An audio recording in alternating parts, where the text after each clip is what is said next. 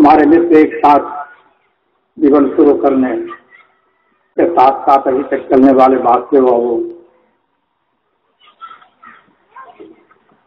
जनार्दन बाबू, कुछ और भी विभूतियां हैं जो इस पंक्ति में और इधर बैठे हुए हैं। काम तो बहुत होता है, लेकिन जितना छोटा काम होता है ना बहुत कठिन होता है वो जान लीजिए। बड़ा काम तो आसानी से लोग कर लेते हैं, लेकिन छोटा काम बहुत चाहे कि उस काम को सब करना नहीं चाहते हैं। इसलिए एक मुहावरा है कि गुर्बत बारिश निमक पड़ता है, तो नहीं पलटने आता है ना तो निमक पड़ता है। तो वैसे ही ये काम जो हमको दिया गया है, नमक परसने का पता नहीं, मैं ठीक से परस सकता या नहीं, ये अति सामान्य है। अच्छा हुआ वासुदेव पहले भाषण दे दिए, नहीं तो अगर उठाते कि है तो बेकारे काम, लेकिन हाँ स्वागत भाषण दीजिए साहब। तो अच्छा भाषण करके बैठ गए हैं और आए हुए मित्रों दोस्तों जान चुके हैं कि आज दो कार्यक्रम है।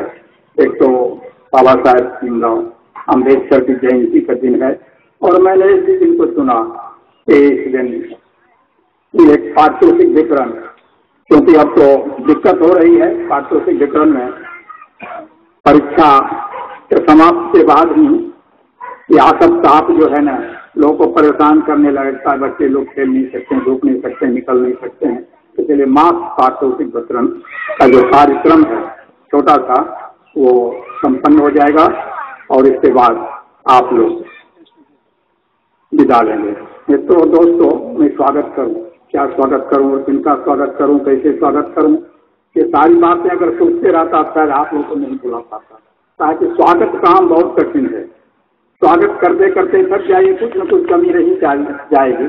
इसलिए हमारे मित्र और खास करके जिन लोगों के बारे में ये शेर बहुत उपयुक्त है, जिन लोगों के बारे में ये एक शेर है कि रोशनी बदनाम न हो जाए, रोशनी बदनाम न हो जाए, इसलिए रख दिया हूँ दिया तूफान के आगे।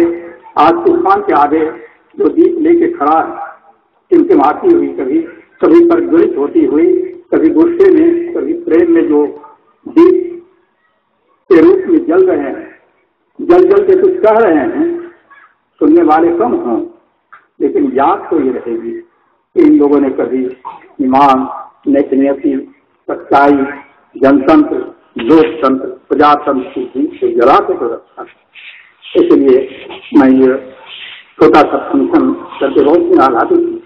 बहुत हृदय से उन तमाम मित्रों को, उन तमाम दोस्तों को, उन तमाम अभिभावकों को धन्यवाद देता हूँ कि इस गर्मी में परेशानियों को झेलते हुए, सब तरह की कठिनाइयों को झेलते हुए जो आए हैं, उनका मैं स्वागत करता हूँ, हार्दिक स्वागत करता हूँ।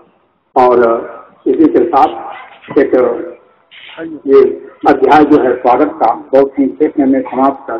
दूसरा अध्याय जो है, क्योंकि अक्सर बहुत वक्ता लोग हैं, बहुत बढ़िया वक्ता हैं, बातों ने परिचय किया है, भाषण सुनिएगा तो पता चलेगा साहब, इसमें मानने की जरूरत नहीं है। तो आप लोगों को मैं भी दो चार पंक्ति कहता हूँ बाबा साहेब भीमराव अम्बेडकर की भी दिन देता हूँ, छाता और खाकर के तुम लोगों के लिए।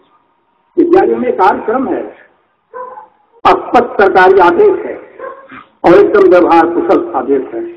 एक बार कहा जाता है क्या हरशंकर प्रसाद ने देंगे किया, कहा कि भाई हमारे घर के बच्चे, जब मैं घर की ओर चला तो सवेरे देखा खेल रहा है, 1-1:30 बजे खाना खाने गए, बच्चे खेल रहे हैं। पूछा कहाँ, क्या बात है, स्कूल लेके? हाँ गए थे। तो क्या हुआ? अरे छुट्टी हो गई। कहाँ छुट्टी हो गई? अरे एक आदमी मर गया है। कौन आदमी मर गया? वो दिल्ली में रहता था, मर गया, क्या नाम था, बहुत भारी आदमी था। कहा बहुत भारी आदमी है, माता साहब घंटी जाती, उसके रात तक नहीं मरे। लेकिन बच्चे को ये पता नहीं था ये कौन मर गया था। मेरे कहने का मतलब ये है कि हम दिन पता उनको कर सकते हैं। जिस तरह था जिन सवाथा पुरुषों का हम जन्मदिन मनाते हैं, उनके बारे में बच्चों को 2-4 पंक्ति न मिले, यह अलग। और बाबा साहब भीमराव अंबेडकर के बारे में जो वासदेव ने कहा हो, जो वक्ता कहेंगे, तो ये अपने में भी युग है, ये अपने में एक युग है। ये बात दूसरी है कि जमाने के बाद ये बात लोगों को समझ में आई है, नहीं तो ये अपने में युग है। जान लीजिए कि सब जानते होंगे 1891 से पेरियार मरे 90 में, 1890 में, और ये 1891 में जन्मदिन है। जब इनका जन्मदिन था उसके बाद जब पढ़े लिखे तो वो एक अजीब अवस्था था। हम लोग चर्चा पढ़े, जिस गली से उच्च कुल वाले चले उस तरफ चलना हमारा दंड है। जिस गली से बड़े लोग चलते थे, उच्च जात के लोग कहने का मतलब चलते थे, उस गली से हर जन नहीं चल सकता। उस युग में ये जन्म लिया और वहीं से इन्होंने अपनी जिंदगी शुरू की। बहुत से मेरे रास्ते हैं, बच्चे, बहुत लंबी कहानी है बच्चों। मित्रों, आप बहुत कुछ जानते होंगे हमसे ज्यादा, और तब बाबा राव ने जो एक कर्म किया। अभी तक जो गड़बड़ी थी हिंदू धर्म में, कहिए जात पात की बात जो थी और भी बातें थी, वो सुधार की बात आई, धर्म सुधार की बात नहीं आई। लेकिन पहली बार हिंदुस्तान बाबा साहब भीमराव अम्बेडकर ने सुधार की बात से अलग कहा कि नहीं, ये विनाश की बात होनी चाहिए। धर्म, हिंदू धर्म के छुआछूत, हरिजन, ऊंच नीच, जात, ब्राह्मण, क्षत्रिय, वैश्य, ये मिट जाए। जैसे अन्य धर्मों में थोड़े बहुत हैं, वैसे ही एक तरह के लोग हैं एक धर्म में। एक कहने का मतलब है कि अपने धर्म में, हिंदू धर्म में आमूल परिवर्तन करने की बात इन्होंने की, और इसके लिए इन्होंने 3 सूत्र बताया। नंबर 1 शिक्षा, याद रखो, नंबर 1 शिक्षा। आज नारी उत्थान की बहुत बात हो रही है, करेंगे समझावेंगे तुम लोगों को। सबसे जरूरी है शिक्षा।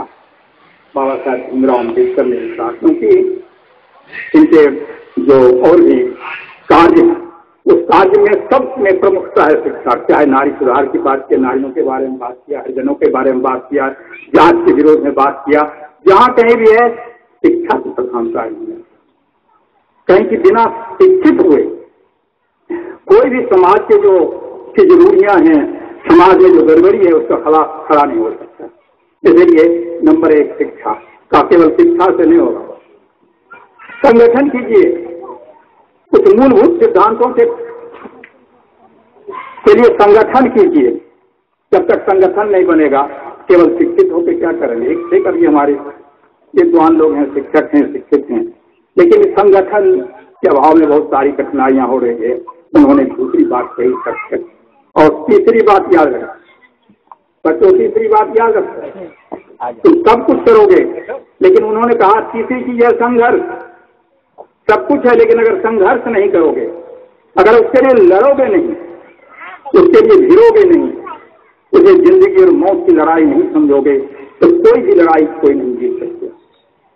छात्रों, बाबा साहब के ये 3 सूत्र बहुत ही शोषित थे, पीड़ित थे, बहुत ही परेशान थे, और उन जातियों के प्रति, उन लोगों के प्रति, अशिक्षितों के प्रति, गरीबों के प्रति बहुत ही वो इस तरह से उनके दिल में एक आग जल रही थी, वो चाहते थे। इसलिए 3, नंबर 1 शिक्षा, नंबर 2 संगठन, नंबर 3 संघर्ष, ये 3 इनके रास्ते। एक बात तो बच्चा है, अंतिम बात, क्योंकि इतनी सारी बातें हैं इनके बारे में तो मन में होता है बहुत देर तक कहता रहा हूँ, लेकिन ये बेईमानी होगी। कोशिश करता हूँ बेईमान नहीं बनूं, लेकिन कभी कभी हो जाता है भाषण करने में, और कहीं गड़बड़ में होता है, खाली भाषण करने में कभी कोई मन होता है, ये भी करती हूँ। एक बात और, ये बहुत ज्यादा बाबा साहब के बारे में कहा जाता है कि राष्ट्रीय आंदोलन में जिस धारा के अंदर पूरे देश की आजादी की लड़ाई, मुख्य लड़ाई, जिसका नेतृत्व महात्मा गांधी कर रहे थे, पंडित जवाहरलाल नेहरू कर रहे थे, उस धारा से अलग, उस धारा में इनका विश्वास नहीं था। और इनके कुछ, जहां तक आजादी का सवाल था, इसमें कहीं विरोध नहीं था, लेकिन इनका मानना था कि जो आजादी आएगी, अंग्रेज जब जाएंगे, तो फिर एक बार दलित जो है, ये जातियों का सवाल है, महिलाओं का जो सवाल है, इन लोगों को जो राहत देने का सवाल है, तो नई सरकार आएगी, उसी वर्ग उसी व्यवस्था के ऊपर उसी की जन्मी हुई जो सरकार आएगी तो वो सरकार इन लोगों को राहत नहीं देगी, बल्कि इनका कहना था कि और भी शोषित होगा, और भी परेशान शोषित होंगे, और भी अशिक्षित लोग होंगे, और भी परेशानियां बढ़ेगी। इसलिए पहले इन सवालों के जवाब दूर लिया जाए, तब हम राष्ट्रीय आंदोलन के साथ आजादी की लड़ाई लड़ेंगे।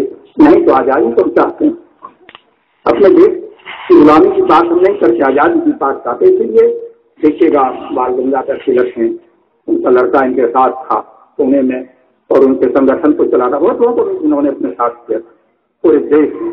इस तरह से ये जो एक बात आई, अरे मतभेद है, आजादी के सवाल पर कोई विरोध नहीं था। तो दोस्तों बाबा साहब बहुत दिन तक कितने दिन जिएंगे, कितने दिन हम लोग रहेंगे, और हिंदुस्तान की जो आवश्यकताएं हैं, जातियों का सवाल है, महिलाओं का सवाल है, शिक्षा का सवाल है, इन तमाम सवालों पर इनकी बातों को देखना पड़ेगा। तो इसी किताब है, बहुत अच्छी किताब है, राष्ट्रीय आंदोलन के काल में हुई, और वो हुआ कि गांधी जी और कांग्रेस ने हरिजनों के लिए क्या किया, बहुत चर्चित पुस्तक है। उसको आप देखेंगे, इन्होंने स्पष्ट कर दिया है कि हम ब्राह्मणवाद के खिलाफ नहीं हैं, लेकिन हम वर्णवाद के खिलाफ हैं। ब्राह्मण क्षत्रिय शूद्र ये सब जो परंपरागत बातें हैं उसके खिलाफ थे, और उन्होंने कहा कि इन लोगों ने इस काम के खिलाफ नहीं की, आवाज उठाई, इस खिलाफ काम को की, और अंत में जो सबसे दुखद अध्याय उनके जीवन का है, हिंदू धर्म में इन बातों की तो ये समाप्त करने में जो अक्षम हो गए, इन्होंने जीवन के अंत में बौद्ध धर्म को कबूल कर लिया। अब ये आपके लिए हमारे लिए सोचने का विषय है कि इन्होंने अच्छा किया या बुरा किया, लेकिन इन्होंने अपने साथियों के साथ बौद्ध धर्म को कबूल कर लिया। छात्राओं याद रखो, बाबा साहेब भीमराव के बारे में जानने की कोशिश करना, और फिर अंतिम कार्यक्रम है दोनों का पाठ्य वितरण, उसके बाद हम लोग विदा हो गए। कुछ देर के बाद समाधि कर जाएगी, आप घर चले जाइएगा शायद कुछ सोचने के लिए, लेकिन यहाँ से कुछ भी अगर हमारे बच्चा लोग और कुछ भी हम लोग अगर कर सकें तो कम से कम इस पटवार को हमने थमाया है, इस बात को कि नारी शिक्षा, बच्चों को शिक्षा मिले, अंधविश्वास रहित शिक्षा मिले, ये कमिटमेंट है शिक्षा का। ये जान लो, अंधविश्वास रहित शिक्षा, जब तक इस शिक्षा में अंधविश्वास रहेगा तब तक इस शिक्षा का उतना ज्यादा महत्व नहीं है जितना कि हम शिक्षा से उम्मीद करते हैं। इसीलिए हमारे जो अंत में मैं अपने उन शिक्षकों को और शिक्षक को धन्यवाद देता हूं जो बहुत कठिनाइयों में भी, बहुत दिक्कतों में भी, बहुत परेशानियों में भी, बहुत कुछ कैसे भी जो साथ चल रही स्कूल का, जिसमें बहुत सारी उपलब्धियां हुई, जो शिक्षक शिक्षा बताएगी, और इन्हीं शब्दों के साथ मैं आप तमाम लोगों को धन्यवाद